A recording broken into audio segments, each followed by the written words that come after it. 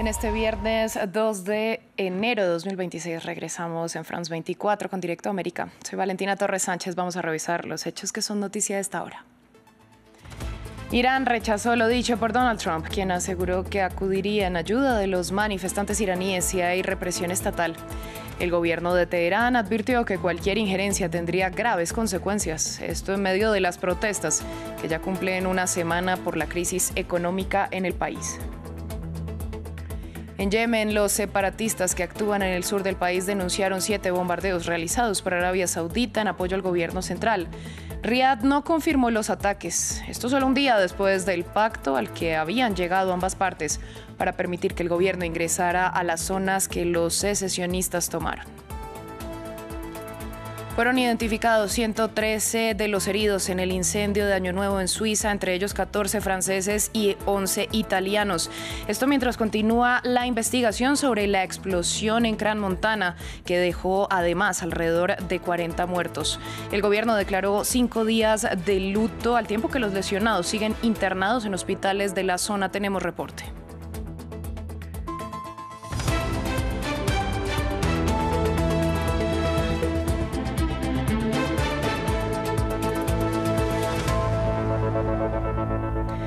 Abrimos este informativo en Irán, donde el gobierno de Masoud Pezeshkian rechazó las declaraciones de Donald Trump en las que el republicano aseguró que Estados Unidos iría al rescate de los manifestantes iraníes si hay represión estatal. Desde Teherán aseguraron que cualquier injerencia internacional es una línea roja que tendrá respuesta. Esto en medio de la semana de multitudinarias protestas en la capital iraní a causa de la crisis económica que vive el país y en las que, según organizaciones de derechos humanos, varias personas han perdido la vida. Los enfrentamientos en Irán por el alto costo de la vida marcan una escalada significativa de los disturbios. Los medios de comunicación locales han informado de la muerte de manifestantes y también de la muerte de un miembro de las fuerzas de seguridad durante las protestas del miércoles. Las manifestaciones comenzaron el domingo en Teherán y se han extendido a varias ciudades. El presidente iraní acusa a fuerzas extranjeras de intentar desestabilizar el país. Estamos inmersos en una guerra a gran escala. En este momento el enemigo ha depositado la mayor parte de sus esperanzas en derribarnos mediante la presión económica. No se puede conquistar una nación con bombas, aviones de combate o misiles. Para derrotarnos tendrían que venir y luchar contra nosotros sobre el terreno. La ira se centra ahora en la gestión del colapso de la moneda iraní por parte del gobierno. El rial perdió alrededor de la mitad de su valor en 2025. Y la inflación supera el 40%. Antes eran principalmente los estudiantes los que salían a las calles bajo el lema Mujeres, Vida y Libertad. Ahora la presión es tal que todo el mundo está en las calles. Nuestros padres y abuelos también se están derrumbando bajo el peso de las presiones económicas y sociales debido a las acciones de la República Islámica. En los últimos años, las autoridades iraníes han reprimido las protestas desde las reivindicaciones por los derechos de las mujeres hasta las demandas por las libertades políticas, a menudo con duras medidas de seguridad y detenciones masivas. Vamos a Yemen, donde los separatistas que actúan en el sur del país denunciaron que Arabia Saudita llevó a cabo 7 bombardeos en zonas bajo su control.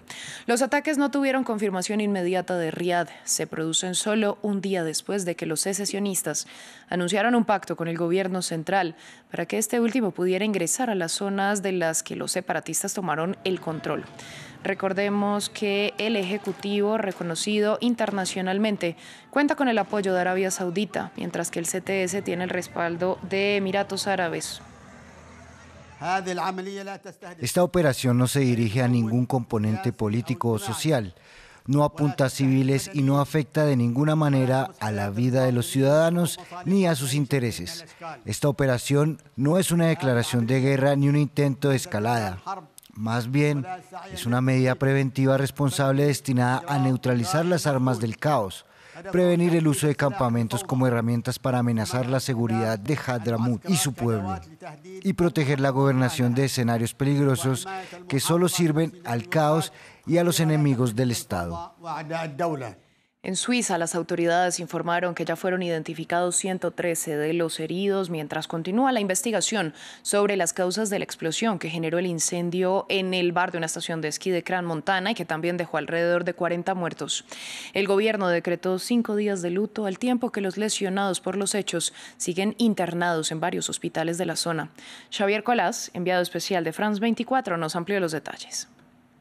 Sigue la conmoción aquí en Crans-Montana por culpa del fuego que se ha cobrado al menos 40 vidas y se habla de más de 115 heridos. Son tantos que han tenido que ser redistribuidos por hospitales de Suiza y también por los de algunos países vecinos, pero incluso se han tenido que enviar algunos heridos a Polonia. Siguen surgiendo más detalles de qué pudo originar este nefasto incendio.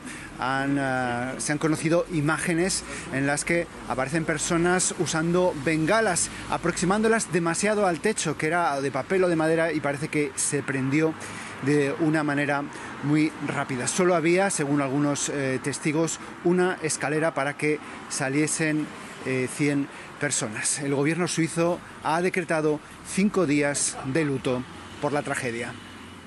La decisión de Israel de sancionar a 37 ONGs de 16 países que tendrán que dejar de trabajar en Cisjordania y Gaza continúa causando indignación.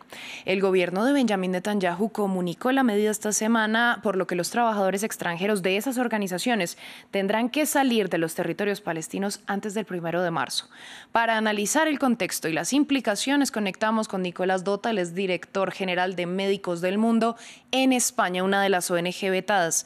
Yo le doy la bienvenida a France 24. Empiezo preguntándole qué significa en términos prácticos este veto. Buenas tardes, Valentina. En términos prácticos, lo primero que hay que decir, la situación humanitaria en Gaza permanece crítica.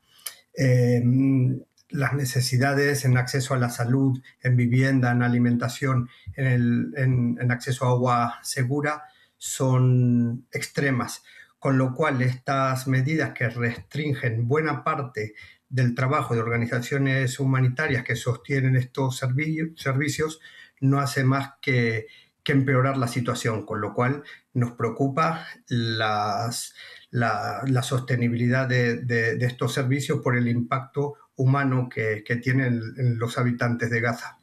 Bueno, Israel argumenta que las ONG no cumplieron con ese estricto proceso para garantizar su funcionamiento y suspenden las operaciones por razones de seguridad, porque los grupos supuestamente apoyarían a Hamás como organizaciones o porque aportan poco. ¿Qué pruebas ha dado Israel al respecto? Bueno, ninguna. Son acusaciones infundadas y con ninguna evidencia. Nosotros trabajamos bajo principios humanitarios de independencia, neutralidad, imparcialidad y nos coordinamos a través de los mecanismos establecidos por la Oficina de Coordinación de las Naciones Unidas, OCHA, con el propio gobierno de Israel y con las autoridades palestinas. Con lo cual, no tenemos constancia de que haya personas de Hamás infiltradas en nuestro equipo. Y además decir que nos hemos sometido a todos los controles y auditorías que exigen los donantes de la comunidad internacional. Justamente le pregunto, ¿qué es lo que exige Israel para que ustedes puedan seguir operando? En este caso el punto crítico de lo que es el nuevo procedimiento es la entrega del listado con los datos personales de todos nuestros trabajadores en Palestina. Esto además de plantearnos dudas en cuanto a la ética de compartir datos personales de personas en el marco de un conflicto, contraviene también la normativa europea y de muchos países en cuanto a protección de datos. Así que este ha sido el punto de desacuerdo en el que entendemos que se basa esta decisión. Pues Nicolás, a usted muchas gracias por su análisis y por compartirlo con nosotros en France 24. Pues bueno, muchas gracias y esperemos que se solucione porque es muy necesario que las organizaciones humanitarias puedan seguir accediendo a la población civil con todos los servicios y con todas las garantías necesarias para salvar vidas, que es lo que hacemos. Por supuesto, muchas gracias. Nosotros continuamos. Cuando sea, donde sea y como sea. Esa es la oferta del presidente venezolano para vender más petróleo a Estados Unidos, mientras aboga por la diplomacia y no por el conflicto. Esto se produce después de que Washington atacara con bombardeos aéreos otros 5 presuntos barcos narcotraficantes y, según se informa, golpeara suelo venezolano por primera vez. Ampliamos los detalles a continuación. ¿Por dónde vamos a pasar ahora? El presidente venezolano Nicolás Maduro pide a Estados Unidos que negocie. Que si quieren conversar seriamente de un acuerdo de combate contra el narcotráfico, estamos listos. Que si quieren petróleo de Venezuela, está lista Venezuela para inversión estadounidense como con Chevron. Hizo estos comentarios en una entrevista grabada en Nochevieja. Ese mismo día, Estados Unidos afirmó haber atacado otras 5 embarcaciones presuntamente dedicadas al narcotráfico. El Pentágono ha destruido ya más de 30 de ellas, causando la muerte a más de 110 personas. Maduro no confirmó ni desmintió que Estados Unidos también atacara su primer objetivo en territorio venezolano la semana pasada, tal y como sugirió el presidente Donald Trump. Hubo una gran explosión en la zona del muelle donde cargan los barcos con drogas, así que atacamos todos los barcos y ahora atacamos la zona. Es una zona de implementación. Ahí es donde implementan. Informes no confirmados sugieren que el ataque llevado a cabo por la CIA podría haber alcanzado la ciudad portuaria de Maracaibo, el principal centro de exportación de petróleo. Mientras tanto, la Guardia Costera estadounidense persigue a un petrolero tras interceptarlo cuando se dirigía a Venezuela. El New York Times informó que Moscú ordenó a Washington que detuviera su persecución después de que el buque fuera registrado repentinamente como ruso. Esto complica aún más la diplomacia internacional, ya que Estados Unidos está ejerciendo presión sobre Maduro, aliado de Rusia, al tiempo que intenta negociar un alto el fuego en Ucrania. En otras noticias, en Corea del Sur, un tribunal local emitió una nueva orden de detención contra el expresidente Yoon Suk-yeol. La decisión busca que el mandatario permanezca detenido durante otros 6 meses tras haber sido acusado de más cargos, entre ellos el de ayudar a un Estado enemigo en relación con la breve imposición de la ley marcial en 2024. Según la agencia de noticias surcoreana, el juez responsable de la medida expresó su preocupación por la destrucción de pruebas. George Clooney y su esposa Amal Alamuddin Clooney ya son oficialmente franceses. El matrimonio y sus 2 hijos obtuvieron la nacionalidad francesa por decreto, mientras el ministro del Interior, Laurent Núñez, celebra la decisión. Una de sus delegadas habla de un doble rasero. Desde el 1 de enero, Francia ha endurecido las condiciones para acceder a la nacionalidad, sobre todo en materia de idioma y conocimientos cívicos. Son guapos, ricos, famosos y ahora también son franceses. George y Amal Clooney, junto a sus 2 hijos, fueron naturalizados el sábado pasado. La pareja vive entre Estados Unidos y el sur de Francia, donde compraron una bastida y un viñedo. El actor ganador del Oscar es caballero de las artes y las letras desde hace casi 20 años. Su esposa, Amal Alamuddin, es una abogada internacional especializada en derechos humanos. Fue el Ministerio de Exteriores quien propuso concederles la nacionalidad francesa, destacando, según sus palabras, el lugar de primer rango que ocupa la estrella. Tenemos a un artista, un actor, un productor. La señora Clooney es una abogada internacional, viven en el territorio nacional, contribuyen de manera notable al prestigio cultural e intelectual de nuestro país. Una decisión que genera debate porque desde el 1 de enero Francia ha endurecido las normas tanto para los permisos de residencia de larga duración como para la naturalización. Los extranjeros no europeos deben ahora aprobar un examen cívico y demostrar un mayor nivel de francés. Entonces, ¿se trata de un doble rasero? Me genera un problema porque da la impresión de que hay 2 tipos de leyes, una para George Clooney y otra para las personas sin papeles que viven en una gran precariedad y no pueden trabajar. Me parece bien que alguien con otra nacionalidad pueda obtener la francesa. Y además, creo que es positivo para Francia, porque George Clooney no es cualquiera. El propio actor ha reconocido que todavía no domina el francés.